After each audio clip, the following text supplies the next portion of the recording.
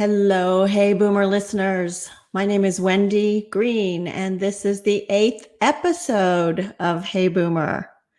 Today, we're going to be talking about creating community with people from all walks of life and offering compassion where it is most needed in society, even more so today. And then talking some about how we might be able to continue that sense of community and compassion as we move into retirement or semi-retirement. Hey Boomer is a place where we are building a community based on respect for differences, as well as an appreciation for those things that we have in common. So what is community? Community is a sum of individuals who have concern for one another, who care, share, and take responsibility for those in their community. It's my hope with Hey Boomer that we build this community through our conversations with our guests, our conversations with each other, and the conversations that you have ongoing after the conversations end on Hey Boomer. If you like what you're hearing today, please like or share or give us a heart and let us know. That definitely helps with our audience. I can't start today's broadcast without commenting on what's been going on this past week. And normally I have a script that I work from, and I just was struggling to figure out what to say today as we kicked off this broadcast. I remember growing up in the 60s and the civil rights movement and the riots that happened in my high school and in neighborhoods around where I lived in Miami. And I remember watching the dogs and the water cannons during some of the protests in Alabama and around the South. But I remember that I didn't experience that. And even though, as I was saying to Tony before we got on the call, growing up Jewish, I did experience some anti-Semitism. But it's nothing like what I believe is being experienced today. And part of me has to think it's part of the problem is the isolation that we have been in.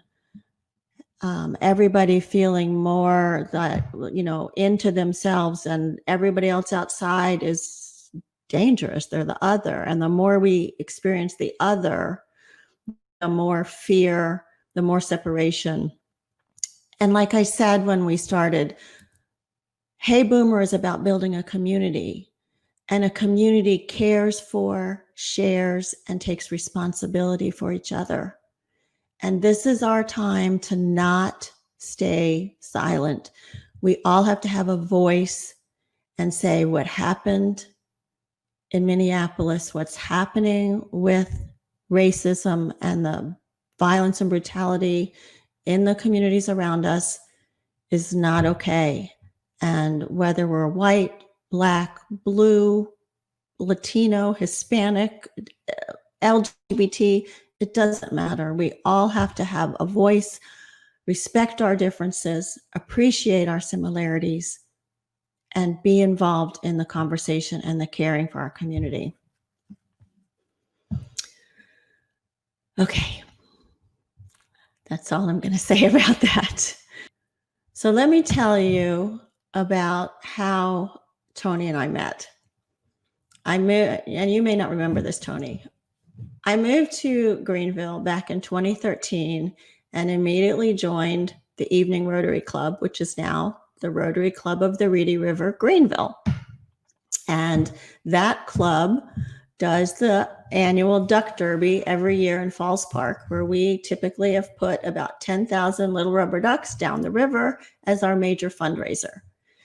Prior to the race, we always have a stripping and tagging event where we get the ducks delivered to a warehouse, and we're stripping off the numbers from the previous race and tagging these little ducks with the numbers for our race.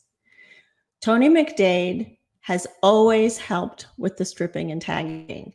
And the first time I was there, you can't miss him. I mean, look at the red hair and that friendly smile. So I'm not sure if I actually met you then, Tony, or if I just saw you, but that's when I first knew about you. And since then, we've had some really wonderful conversations. I've really gotten to know about your commitment to the community in general and to the homeless community specifically. Some of your work in the community and your commitment to the community it's very heartwarming and inspiring. Thank you. Yeah. So let me just tell the folks online a little bit about who you are. So Tony McDade is a native of South Carolina and a graduate of Furman University. He has a BA in history from there, and then he went on to the Southeastern Baptist Theological Seminary, where he earned a Master of Divinity degree, and then in 2001, Tony got a Doctor of Ministry degree from the Columbia Theological Seminary.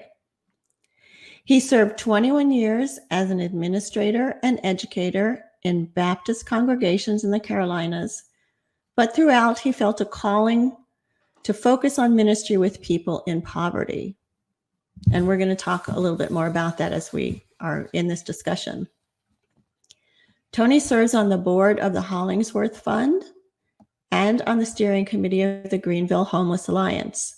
He is a Riley Fellow and the Diversity Leaders Initiative from the Riley Institute at Furman University, a recipient of the Public and Community Services Award from the Atlantic Institute, the Caritas Individual Award from the Sisters of Charity Foundation of South Carolina, and Richard Furman Baptist Heritage Award from Furman University. Tony is currently the executive director at United Ministries, where their mission is to serve and empower people on the transformative journey to self-sufficiency. Tony is married to Cam.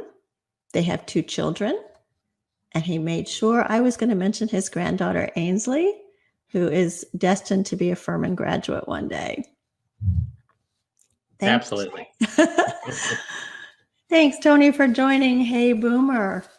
Thank you, Wendy. It's great to see you and to be a part of this community. We appreciate you doing that. Yes, my pleasure. So let's talk about, what's going on today. We can't ignore it, and how that has impacted you and your community in the past and over, the last week or so. Sure. Well, one, let me just say thank you to you, Wendy, for capturing the sort of the spirit of the age, you might say, at least for those of us who are in this time of having had a career or two and are looking toward the future in ways that we could take what we've learned and what we've done and continue to make a difference in the world. So Hey Boomer fits right into that mode. And so I congratulate you on that. And then also, I appreciate your social consciousness to say, as we think about what's going on in our country, of course, at United Ministries, we see the suffering of people on a daily basis, especially people who are homeless, who are struggling for financial stability, if not self-fulfillment. And so as we kind of look at those folks, we know that homelessness and lack of housing and lack of health care are all symptoms of the underlying poverty that afflicts any community, even one as wonderful as Greenville. So what we try to do is bring together resources from the wonderfully generous and hospitable people of Greenville County and channel those through United Ministries, so that those resources, sometimes it's money oftentimes it's people power and just connections and relationships. We make those connections with people who have the same dreams and hopes that everybody else has. That is, that they can take care of themselves, provide for their families, and have a way to thrive in the larger community. With United Ministries, we always say that we welcome everybody with hospitality and we treat everybody with dignity. We take stories as they come one at a time. Um, and so, to double back on your comment earlier, during these days of racial strife, when we see so much of the underside of our community and our country and our society, we recognize that there are people who are hurting, and that hurt is physical in some cases. It's based on the color of their skin or their ethnicity or where they're from. Other folks are experiencing social isolation, as you mentioned, that sense that maybe they don't belong in the community for one reason or another, and that's not characteristic of Greenville. It's certainly not the Rotary way, and it's certainly not the way of faith for sure. And then there are those who just feel, I think, a sense of fear that you touched on it, and it's a delicate subject that in these days of uncertainty, when we're already dealing with a crisis that's health related, now we have a crisis that's socially related, and it we have a choice. Are we going to let these kind of crises, will we rise to the occasion, or will we let fear overcome and dominate our lives? And right now, the answers to that conundrum are being played out on our city streets every day, every night. And whether we can allow people to have their voice in peaceful expression of their voice, that's pretty decisive question for us as a culture right now. So, in terms of who we are and the work we do at United Ministries with people who hope to leave poverty in their past, they see a bright future despite a pandemic and despite racial adversity in our country. And I find some optimism and hope in that. That's pretty cool thing to hear people say, that they're not going to let fear of any other, whether that's a person or a thing, they're not going to let that fear dominate their lives. Yeah, fear is such a big thing, such a separator. And so in United Ministries, I know one of the things that you do, it has a lot to do with education, to helping people get the skills that they need to get that leg up, to get those opportunities, to get out of poverty. So how do you address that fear of I'm not good enough or I'm different during that kind of education? Sure. Excellent question. And it's a perfect way that connects to the theme of our time together. And that is folks who, for whatever reason, got off track in their education, get on track again through our GED program, through our employment programs, through our housing programs. But oftentimes the connecting tissue in that is a relationship, and that relationship is either with a staff member at our place, someone with expertise and resources at their fingertips. But frankly, more often, it's a relationship established with a volunteer. And so I'm thinking about the people who come to our adult education programs and help young people, middle aged people, older people who never achieved a high school equivalency degree. They help them plod their way through history and science and English, and then finally that last mountaintop, which is usually the highest, and that's math. And see that at long last that they will fulfill a lifelong dream to have a high school equivalency, which then means they can either get a job or get a promotion. So there is a very definite economic benefit to the larger community when more and more people find themselves positioned to fulfill roles of responsibility. But that's not what it's really all about. It's really all about person by person, story by story, a person who has been beaten down by life for whatever reason, they have finally reached this milestone. We've all seen it, and it's happening right now. High school graduates are walking across the stage down at the Bon Secours Center, um, practicing social distancing, but they're getting their diplomas, and we know we're celebrating with them. For others, that getting that diploma has taken years and years of devotion. We've had young people graduate virtually at the same time as their parents and grandparents, just because life has happened to them. So, yeah, it is all about relationships in terms of who we are and what we do, and with education. But I would encourage those who are listening and those whom you know, family and friends. One, if you know someone who's struggling to get that education done once and for all, send them our way. Dial 211. We hope to be open again and having folks come in within a couple of weeks. Right now, we're closed. Our staff came back today. And so we'll start the process of preparing our facilities to reopen. But this may be a volunteer opportunity. If someone has an extra hour or two during the week, or if someone is like me and that is moving from one season of life to another, I'm in a process, as Wendy knows, of what I'm calling semi-retirement. I'm officially retiring from United Ministries at the end of this month, overlapping right now with our wonderful new executive director, Lizzie Beber, as we compare notes and work through the rest of this month. But semi-retirement will find me doing some of the things that I've always wanted to do that I never quite had time to do.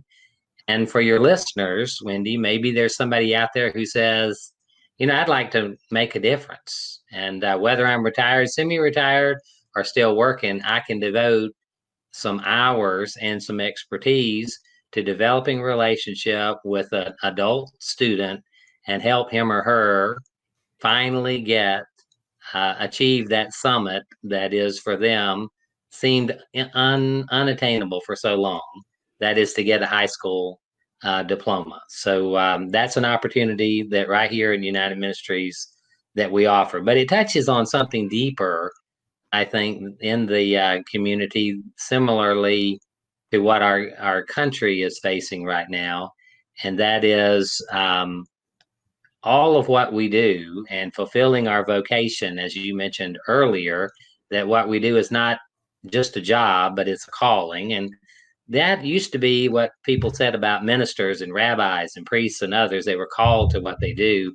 I happen to believe, theologically and otherwise, that everybody is called to the job that they're doing, to their career, and you have an opportunity to make a difference by fostering relationships, getting to know people, rubbing elbows with them, and seeing what their dreams are all about and helping them to move forward to achieving those dreams. In this day that we're facing right now, what better way for us to be together in community than to walk together in this journey and to help each other out? Yeah, so you actually touched on one of the questions I was going to ask, which was about volunteering, because there are so many opportunities to volunteer. I love helping people get their GED. There are lots of different organizations in the community that do that as well. Yep. But I wanted to go back when we first started talking. You mentioned how you were in the ministry, you were working in different churches, and something happened that really kind of shifted your life. And Sure. So can you tell us about that? Sure. It's something I've thought a great deal about over the years, and certainly here recently, as I'm, like a lot of folks, going through another shift in life. But yeah, as a serving as a congregational minister was a wonderful experience. Wonderful congregations full of terrific people who really cared about their faith and living it out. But it is an irony that those of us who are of the cloth, so to speak, if you're very busy working with people to create an environment for others to worship and others to be ministers, that it's hard to do some of that stuff yourself. And so 21 years of that was very fulfilling. But somewhere along the way, I realized that I wasn't grounded enough myself into the larger community where I was living. And I realized too that I used to say I needed just more color in my life. And what I meant by that was serving white, well to do congregations was just with people who were really wanting to make a difference in the world. But I also knew that in the way we were doing it, that God wanted us to be involved in the lives of the larger community. So for me, the shift came when I decided to do what I'm asking people to do based on experience, and that is take the risk and volunteer to do something you haven't done previously. For me, I went down and devoted specific time once a week to serving a meal at our local shelter for homeless folks. And so it gave me a chance to not be thinking about all of the dimensions of what was happening in our community, but just saying, gosh, for an hour or two, we can make a difference. At least somebody will be fed and cared for. And what came of that was a commitment to do that on a regular basis. And a wise director of that shelter took me by the hand one day after we had served the meal and people had come through a serving line and we had handed them their soup and their bread, very similar to what a lot of folks do. We went out and he had me sit right next to someone and said, I want you to hear this guy's story.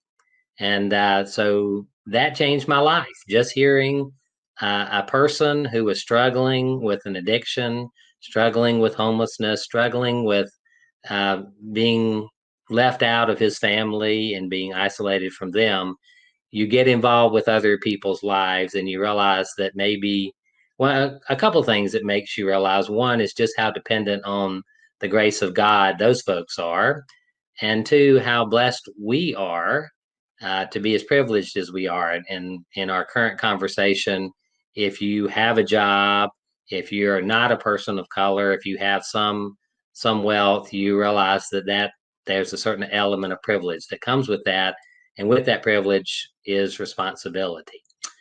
So hearing a story and deciding that I could get more involved, and again, this director whose style I've tried to emulate over the years, he invited me to serve on their board. I served as chair of their board for a number of years as we expanded the efforts, including establishing a clinic in which the very first person with HIV/AIDS received medical attention in our community. In an isolated room, this was many years ago, they were able to get the kind of medical attention they needed when literally they couldn't go to the hospital to receive that. So again, having people's lives touch mine, people with real needs, trying to lean into that. That's what prompted me to begin work on my Doctor of Ministry degree. The focus was on how people of faith can minister effectively with homeless families. And then, depending on how your theology works or whether it's serendipitous, the opportunity to do just that came about right here in Greenville through the Greenville Area Interfaith Hospitality Network. So in 2003, we ventured back to our second home because we'd been to Furman and had deep roots here in Greenville with family, to work with the dynamic faith community here and see if we could not provide shelter, meals, and long-term hope for homeless families that included children. So that pivot in my life became the kind of situation where it changed my career. My calling didn't change. It just got more focused. It got more refined. And I would encourage folks to think of it in those ways, because my experience was you just never know what God is up to in a given situation. If you put yourself out there, connect with other human beings, especially outside of your normal group of people, your normal social set, then enormously powerful things can happen. God's got a sense of humor about that sort of thing, and hospitality can change us all. It certainly changed my life, and the trajectory took us right on through Gain as we merged it into United Ministries to do what I'm doing now. Um, So So, yeah, I would encourage folks as I get towards semi-retirement, I'm looking for that next thing that will enable me to continue to use the skills, the experience, and expertise that I have to work with other nonprofits in this sector to make sure they are grounded and that they are able to weather the pandemic and the crises and find ways to make a difference in the community. so for people who don't know, although most people listening do, GAIN was Greenville Area Interface Hospitality Network, which means that they provided homeless families, and correct me if I'm wrong, Tony, but homeless families typically, if they go to a homeless shelter, are separated by men and women. And GAIN provided a place in churches and synagogues in the community where the families could be sheltered together on a temporary basis, but at least the family could stay together. Is that Beautiful, beautiful. Yeah. And that included families who had nowhere else to go, which would have been single moms with boys over the age of 10, big families, families that were headed by couples or, say, grandparents.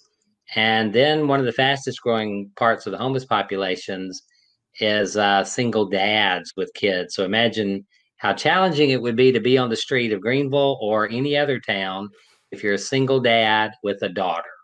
So hmm. that's what we try to do with Interfaith Hospitality Network, which is now a program of United Ministries as a result of our merger back in 2016.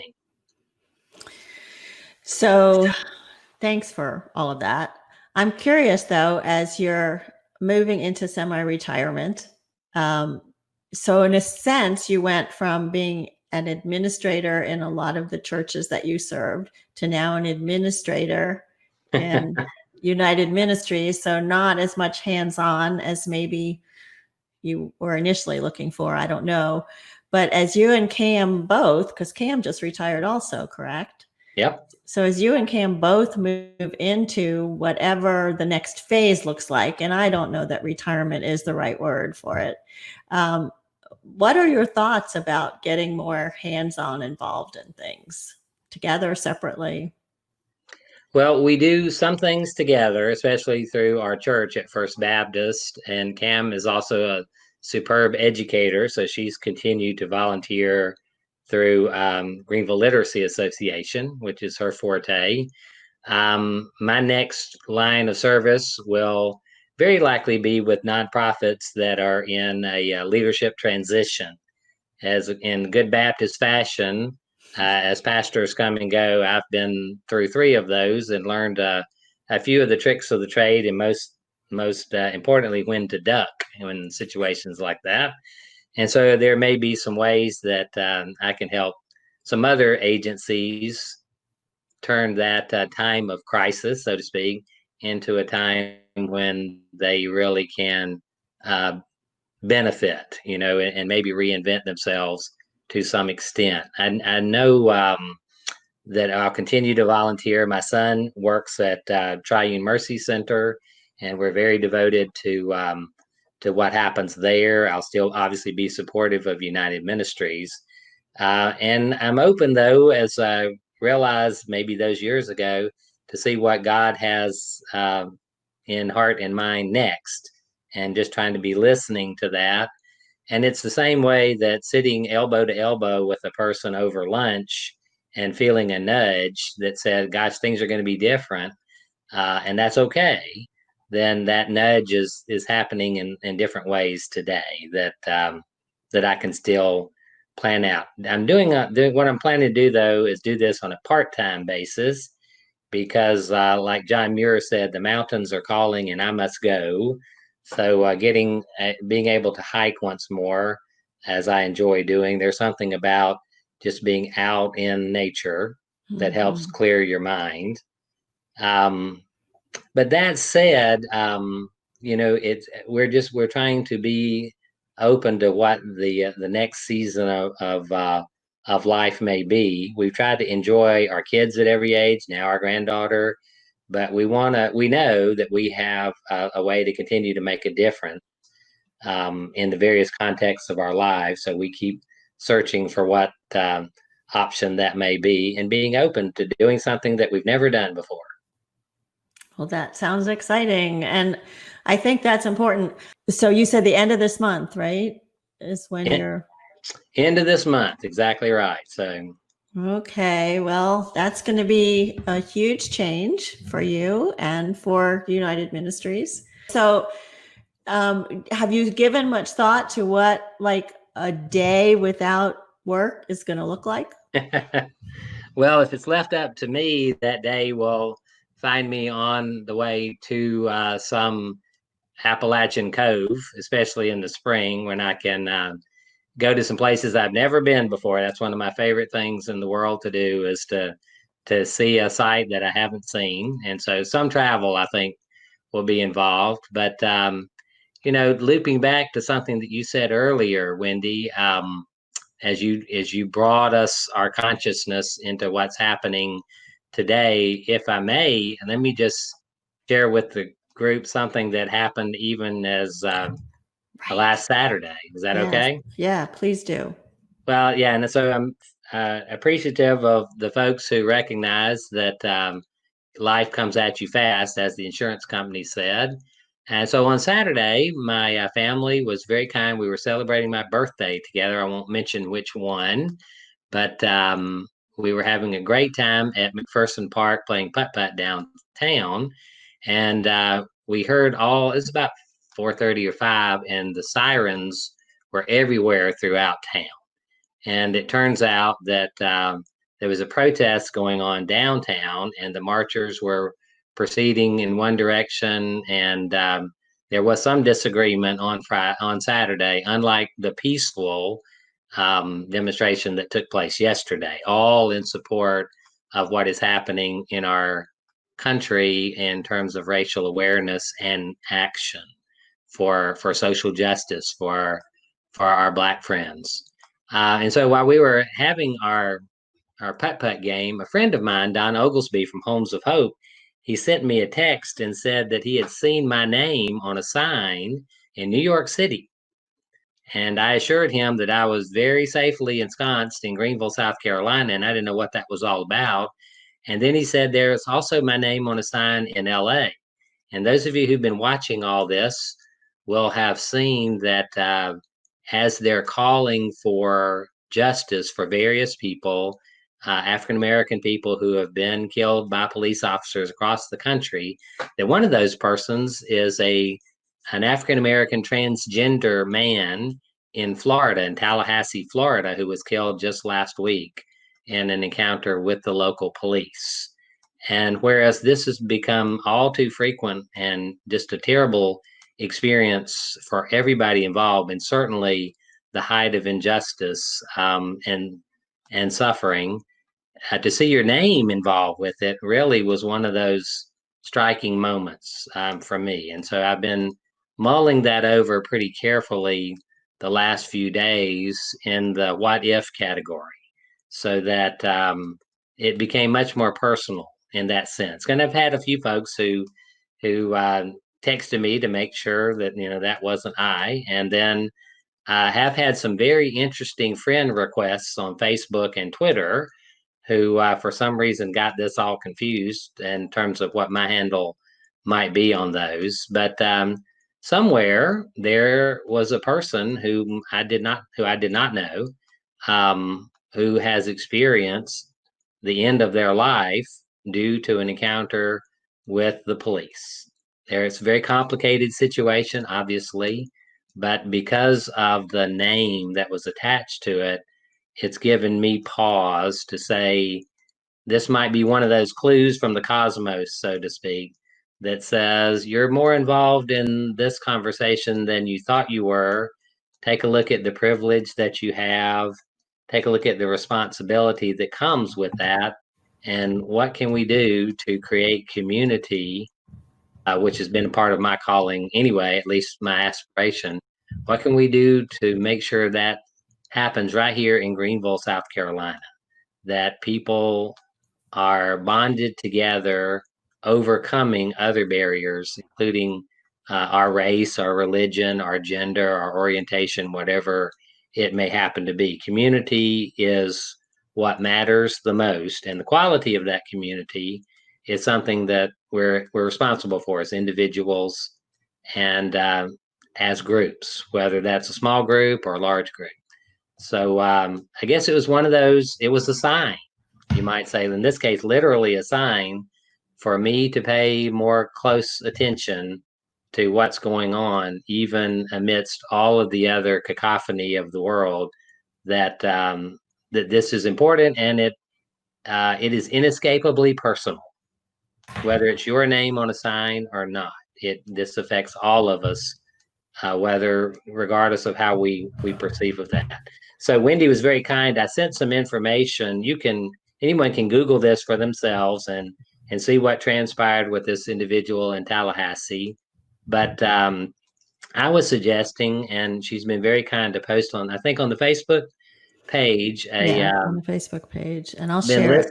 Thank you. I've been listening to my African American friends who are giving us advice as white people, what we can do to be supportive of our African American friends and the larger community in this search for justice. And there's some very pragmatic things, but what I noticed most of all was how relational they were. That is, do you have a friend who is hurting, who happens to be African American? And can you reach out to them? What can you do? And this gentleman, Mr. Johnson, is in Birmingham, Alabama, probably the place that has experienced more racial strife than anywhere else in this country, going back over 50 years. So I would encourage your listeners to take a look at that article, to seek out their African American friends, and to rejuvenate the relationships, to say that I care, not to put yourself in their shoes because we simply cannot do that, but to have the power of presence with them, because these are days of pain and suffering, any way you look at it. Yeah, it was a very interesting article that you shared, Tony, and it's an opinion piece written by a man in Alabama, where a lot of the original civil rights protests were, and he's talking about, what can we do as white people? I mean, it's one thing to say, well, what can I do? And like Tony said, and I said at the beginning, it's hard to completely understand because we are not Black. Although some of the listeners may be, but there are ways to connect to the community and to be part of the difference. And, that's what Tony's life has been about. That's what I'm hoping Hey Boomer is about. We want to make a difference. We want to make it better. Yes, there have been terrible things that have happened in our history, going back pre-biblical times. But that doesn't mean that it has to stay that way. And most of us are good people. We just have to stay involved and be heard and build that sense of community. So thank you for what you are doing, Tony. And I look forward to see where this takes you. And glad that wasn't you. That was kind of scary. Yeah. So just a couple of things here to finish up. Let me see. I did put this on the Facebook page, but there's also a YouTube channel. So after the broadcast, I download the broadcast. I edit out any of those weird little things that happened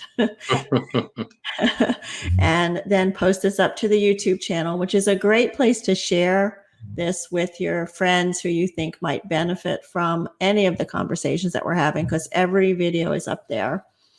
And I really need you all who are listening to be Hey Boomer champions and to help us grow this community so that we can continue to make a difference and be an active, caring, responsible community. To tie in with what you're doing with your retirement, my guest next week has written a book on retirement by design. Woohoo! I know. And it's a whole process you work through, and working through it with your spouse is even better, so that you're kind of where each one of you want to go.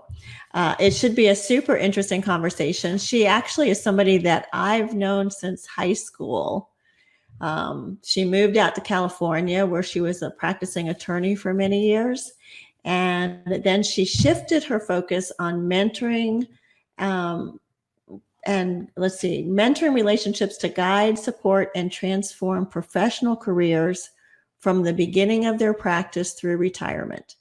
And so now that she's on our side of the, Hey. yeah, she wrote this book not only for herself, but for the community of people she's been working with. So I think that's going to be a very helpful conversation next Monday.